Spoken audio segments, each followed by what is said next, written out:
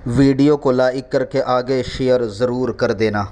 ख्वाजा कुतुब को बसाने वाला कौन था, बस इस पे बात मुकम्मल होगी। सबकी तवज्जो चाहता हूँ और सबकी अल्लाह ताला मुरादें पूरी फरमाए। मेरे ख्वाजा की शान बड़ी आला, बड़ी निराली शान, सखी का लाल है, सखी की औलाद है। अपने दरवाजे से वापस करना उनके घर की शान नहीं है। अगर घर में कुछ नहीं होता है तो दुपट्टे बेच करके दिए, मुसल्ले बेच कर दिए हैं, अब तो खजाने लेकर बैठे, अब ना देंगे तो कब देंगे। सुन्नियों यकीन मजबूत करो, यकीन वालों को मिलता है। मेरे मुर्शिद इजाजत ने कहा था, यकीन वाले कहां से चले कहां पहुंचे, जो अहले शक हैं अगर में मगर में रहते हैं। शक वाले मत बनो, यकीन वाले बनो।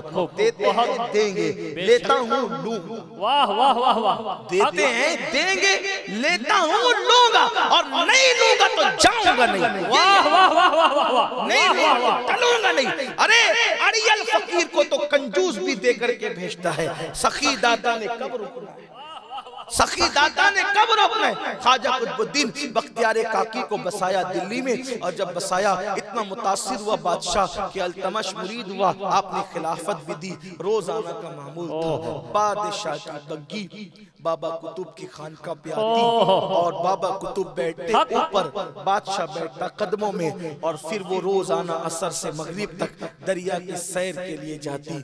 वहां के लोग जो पहले से बाबा कुतुब से पहले दिल्ली में रहते थे, जब कुतुबुद्दीन बख्तियार काकी आए, इनको हसद हो गया वहां के जाहिरी इल्म वालों को कि ये आया जब से इसने तो हमारा सब सुपड़ा साफ कर दिया। अब बादशाह की तवज्जो हमारी तरफ इतनी ना रही, बादशाह उधर ही मुतवज्जे रहता है, मुरीद हो गया नीचे बैठता है, इनको ऊपर बिठाता है। सोचा एक काम करते हैं, इनको दिल्ली से भगाते हैं, दिल्ली से भगाते हैं, दिल्ली से भगाते हैं। हाँ, कौन कर रहा था, वो सब तदबीरें कर रहे थे, दिल्ली से भगाते। कैसे भगाएंगे, कहा इस पे कोई बड़ा इल्जाम लगाओ, दिल्ली से भगाने के लिए बड़ा इल्जाम लगाओ। अब दिल्ली से भगाने के लिए इल्जाम क्या लगाएं, दिल्ली की एक जानिया औरत थी जो जिना का कारोबार करती थी, उससे कहा तुम्हें मुंह मांगी कीमत देंगे। देखो हसद कितना गिरा देता, हसद कितना गिरा देता है कि नेक कहलाने वालों को भी इतना नीचे कर देता है। और याद रखना, हसद वाले हमेशा नीचे ही रहते हैं, हसद करने वाले नीचे ही रहते हैं, उन्हें भी की मानना है, उनकी कोई औकात नहीं होनी है। लेकिन जिनके दिल हसद से पाक हो, जो अल्लाह वाले हों, हमेशा वो बुलंद रहते हैं। देखो काट कर भी नीचे ही रहा यजीद, कट कर भी हुसैन, सही बिक कर भी यूसुफ तख्त पर रहे, बेच कर भी भाई हाथ बांध कर साथ। वाह वाह वाह वाह वाह वाह, हसद ये चीज, हसद कभी बुलंदी पे नहीं ले जा सकते। हसद मत करो, आपस के दिल गंदे मत करो, दिल साफ रखो। मोमिन का दिल आईने से ज्यादा साफ होना चाहिए। थे वो हसद कर, हसद में आदमी बहुत नीचे गिरता है, नीचे गिर गए रक्कासा के पास, नचनिया के पास, जिना का कारोबार करने वाली औरत के पास। कौन लोग, इल्म वाले, बड़े बड़े इल्म वाले अल्लामे कहलाने वाले पहुंच गए वहां, और पहुंचे तो कहा मुंह मांगी कीमत देंगे। एक काम करना है, क्या करना है, काम ये करना है कि कल जब बग्गी पे बैठ के कुतुबुद्दीन जा रहा होगा बादशाह के साथ, इतना कहना कि ये तेरे पेट का जो बच्चा है वो इसका है, बस इतना कहते। तेरे पेट में जो बच्चा है वो कुतुबुद्दीन का है, इतना कहना बस, और कुछ नहीं कहना। वो थी नचनिया जानिया, इतने नेक आदमी पे तुम लोग ऐसा इल्जाम क्यों लगाते? ऐसा मत। कभी कभी ऐसा होता है ना कि पापियों के दिल अल्लाह वालों के लिए कभी कभी ज्यादा बड़े होते हैं। मुझे ऐसा लगता है कि कभी कभी ज्यादा बड़े होते हैं। कहा कि मत ऐसा करो, कहा कि तुझे तो रकम से मतलब है, जितना मांगेंगे देंगे, ये काम करना होगा तुझे। अब लेकिन फिर शैतान तो अपना काम कर ही देता, वो कोई वलिया तो थी नहीं। फिर वो लालच में आई गई और उसने कहा चले ठीक है। फिर ये हुआ कि बग्गी पे बैठकर रोजाना के मामूल की तरह जब बग्गी जाने लगी तो रास्ते में वो औरत खड़ी हुई। और मुसलमान बादशाहों का मामूल ये था, कोई भी आए रास्ते में अगर रोक कर फरियाद करे तो उसकी फरियाद जरूर सुनते थे। और वो भी अल्तमश, जिसकी कभी तहज्जुद न छूटी, जिसने कभी नामहरम औरत पर कभी नजर नहीं उठाई हो, ऐसा बादशाह। बग्गी के सामने औरत खड़ी हो गई, नजरें झुक गई। बादशाह ने सिपाहियों से पूछा, पूछो इससे क्या फरियाद लेकर आई है। उसने डरामई अंदाज से कहा, बादशाह अगर कोई जिना करे इस्लाम में उसकी सजा क्या है? बादशाह ने कहा, उस बदबख्त को अगर शादीशुदा है तो संगसार किया जाएगा, पत्थरों से उसको हलाक किया जाएगा, और अगर शादीशुदा नहीं है तो उसको कोड़े लगाए जाएंगे। बादशाह, ये सजा सिर्फ अवाम के लिए है या खवास के लिए भी है? बादशाह ने कहा, हमारे यहाँ कोई अवाम व खवास नहीं है, अल्लाह के कानून की जद में कोई भी आएगा उसे सजा दी जाएगी। अल्लाह के यहाँ दो नहीं एक ही कानून है, जो बादशाह के लिए वही रियाया के लिए, जो रियाया के लिए वही बादशाह के लिए। तो कहा, फिर क्या ख्याल है तेरे उस पीर के बारे में जो बड़ा नेक और मुत्तकी बना बैठा रहता है और वो हमारे यहाँ करके जिना करता है? बादशाह, तुझे मालूम होना चाहिए कि ये मक्कार आदमी है, मक्कार, जो तेरे सामने मुत्तकी बनता है, और वो तो मेरे साथ कई बार मुंह काला कर चुका है, और उसका बच्चा मेरे पेट के अंदर है, मैं इस वक्त तो माँ बनने वाली हूँ। सरकार कुतुबुद्दीन बख्तियार काकी ने ये सुना तो सुनने के बाद उस औरत को कभी देखा ही नहीं था, कभी तसव्वुर भी नहीं था, दिमाग चकराने लगा, कुछ सुझाई नहीं देता था, आंखों के सामने अंधेरा आने लगा। प्लानिंग के तहत सारी भीड़ इकट्ठा हो गई, उन्होंने सबको पहले से जमा कर रखा था, सब इकट्ठा हो गए, मारो मारो, निकालो निकालो, इस मक्कार को दिल्ली से निकालो। बादशाह की आंखों में खून उतर आया, मेरी अकीदतों के साथ इतना बड़ा मजाक, आपकी निगाहें तो कभी ऊपर नहीं उठती, मैं आप हमेशा आपकी मौजूदगी, मैंने आपको ऊपर बिठाया, मैं नीचे बैठा, ये सोचकर कि आप आले नबी हो, आप आलिमे दीन हो, आप मुत्तकी परहेजगार हो, आप कुरान का इल्म रखते हो, इतना बड़ा ढोंग रचाया आपने मेरे साथ, अकीदतों का इतना नाजायज फायदा उठाया, यहाँ तो कुछ सुझाई नहीं दे रहे, तो क्या सवाई पेश करें, क्या करें?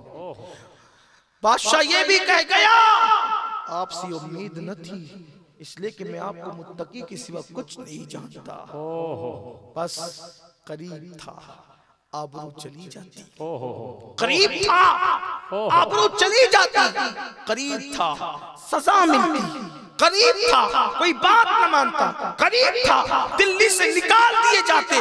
बख्तियार काकी ने सोचा, क्या करूं, किसको बुलाऊं, किसको पुकारूं?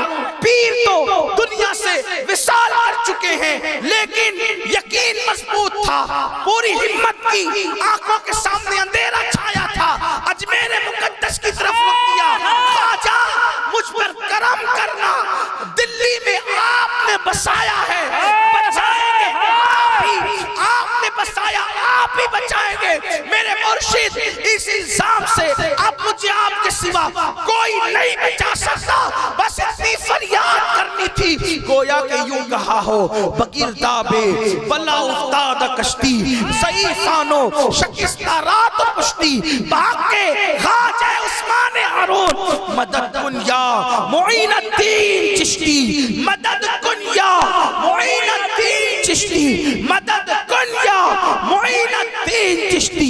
इतना कहना था कि लोगों ने अपने माथे की आंखों से देखा, अपने असा से कोई भीड़ को हटा अपने असा से, अपने असा से कोई भीड़ को हटाते हुए आ रहा है। लोगों ने तवज्जो की तो वो कोई और नहीं थे, वो ख्वाजा अजमेर चले आ रहे हैं। सरकार गरीब नवाज, तकबीर, नारे रिसालत, सरकार गरीब नवाज चले आ रहे थे। सब देखकर ताजीमन हाथ मान लेते हैं। गरीब नवाज ने पूछा, बाबा कुतुब से मुखातिब, क्या हुआ? आवाज भी नहीं निकलती थी, अपने दाता को, अपने मुर्शिद को आते दे, आवाज भी नहीं निकल रही थी, सिर्फ हाथ के इशारे से बादशाह और उस औरत की तरफ हाथ किया, और कुछ न कह सके मुंह से कुछ। शरीफ आदमी के लिए इल्जाम ही लगना मौत से कम न था। अल्लाह अकबर, इशारा किया, मुंह से कुछ भी नहीं निकल रहा था। दिल्ली वाले सोच रहे थे कि हमने कुतुबुद्दीन की आबरू खत्म कर दी है और हमेशा इसका किस्सा तमाम कर दिया है। गरीब नवाज ने अपना आसा उस औरत के पेट पर रखा और फरमाया, ऐ बच्चे अब तू ही बता, ए बच्ची अब तू ही बता तू किसकी औलाद है। उस औरत के पेट से आवाज आई, या गरीब नवाज, आपका मुरीद और खलीफा तो अल्लाह का वली है। ये फुला ने मेरी माँ को पैसे का लालच देकर उन पे इल्जाम लगवाया है और आपका मुरीद तो पाक दामन है। जब पेट से आवाज आई तो सारा मामला क्लियर हो गया। हजरत बख्तियार काकी की इज्जत में और इजाफा हो गया। अब बादशाह ने कहा जब नाम सामने आ गए अब इनको सजा दी जाए, लेकिन अभी ये मामला हो ही रहा था। लोगों ने कहा फैसला किसने किया? गरीब नवाज कहाँ गए? लोगों की निगाहों से ओझल हो गए। ये मेरे ख्वाजा की शान है, ख्वाजा हिंद वो दरबार है आला तेरा, कभी महरूम नहीं मांगने वाला तेरा। अल्लाह हमें इन आकाओं की दहलीज से, उनकी चौखट से वाबस्ता रखे, गुलामी में रखे। इलाही ताबवत खुर्शीद माही, चरागे चिश्तिया रा रोशनाई। हिंदुस्तान वाले खुश नसीब है, गरीब नवाज का आस्ताना हमारे मुल्क में मौजूद है। अल्लाह गरीब नवाज की बरकतें हमें नसीब फरमाए और अल्लाह इनके फरामीन पर हमें अमल की तौफीक अता फरमाए। गुफ्तगू के दरमियान अगर कोई गलती हो तो अल्लाह माफ फरमाए। अस्तगफिरुल्लाह रब्बी मिन कुल्ली ज़ंबिन व अतूबु इलैहि व मा अलैना इल्लल बलाग। अस्सलामु अलैकुम व रहमतुल्लाह।